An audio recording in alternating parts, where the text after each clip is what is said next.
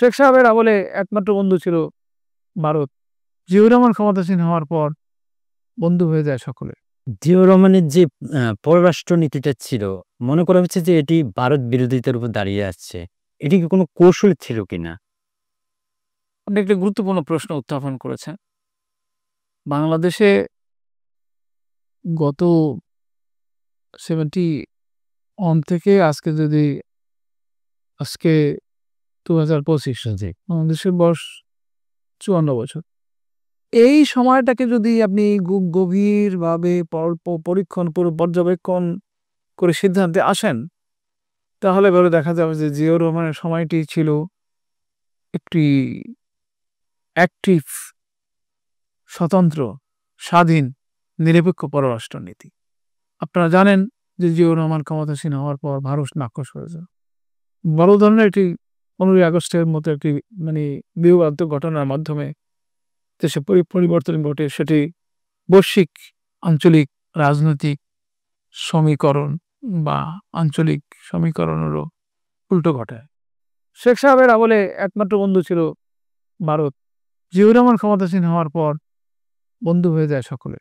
তিনি আমেরিকার সমর্থন লাভ করেন। আমেরিকা, ব্রিটেন বা বিভিন্ন গণতান্ত্রিক শক্তি সমর্থন লাভ করেন। তিনি ক্ষমতাসীন হওয়ার পরপরই বা এখন তো কোনো সময়টাই কিনা, অর্থাৎ 15ই আগস্টের পরপরই চীন বাংলাদেশকে স্বীকৃতি প্রদান করে। মুসলিম বিশ্বের সাথে এমন একটা সেতু বন্ধন তৈরি হয় যে জিয়াউর রহমানের আমলে আমার ধারণা যত রিলিফ, যত সহায়তা, নানা ধরনের নানা কাজে নানাভাবে বাংলাদেশ লাভ করেছে, ওই ধরেন আরো 48 বছরও একত্র করলে ওই সহায়তাটুকু একত্র হবে না। অনেকেই বলেছেন যে বিমান ব্রিজ তৈরি হয়েছে আরব রাষ্ট্রগুলোর সাথে। রিয়াদ ঢাকা রিলিফ ম্যাটেরিয়ালস আসছে বিমান কুয়েত থেকে আসছে, আবুধাবি থেকে আসছে।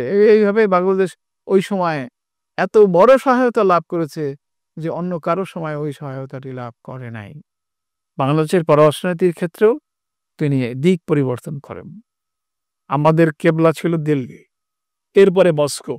বলা হয়তো Dhaka, Delhi, Moscow Axis. Dhaka, Delhi, Moscow Axis. সেই অ্যাক্সিসকে তিনি অতিক্রম করেন।